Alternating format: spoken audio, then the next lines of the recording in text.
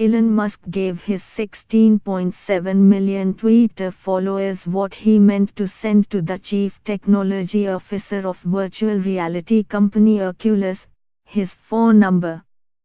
"Do you have a sec to talk? My cell is," Musk wrote from his account on Tuesday to John Carmack, the CTO of Facebook Inc., owned Oculus. The Tesla Inc. chief executive officer quickly deleted the post. The tweet invited speculation that Musk, 46, may have been trying to recruit Carmack or was seeking ways for Oculus to cooperate with any of the many businesses he runs. Those include the electric car maker Tesla, rocket company SpaceX, artificial intelligence researcher OpenAI, brain-computer interface developer Neuralink and tunnel digger The Boring Company.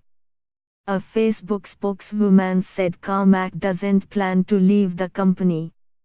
Representatives for Tesla and Space Exploration Technologies Corp. didn't immediately respond to requests for comment. Virtual and augmented reality are playing significant roles in the development of autonomous cars.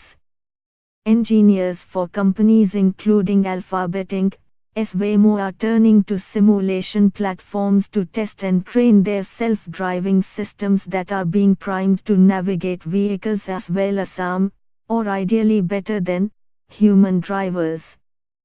Facebook acquired Oculus for $2 billion in 2014. Carmack's role in inventing some of the technology behind Oculus led to legal disputes with his former employer, ZeniMax Media Incorporated. Before diving into virtual reality, Carmack built a company that attempted to make a craft for suborbital space tourism. After spending millions, he shuttered it in 2013.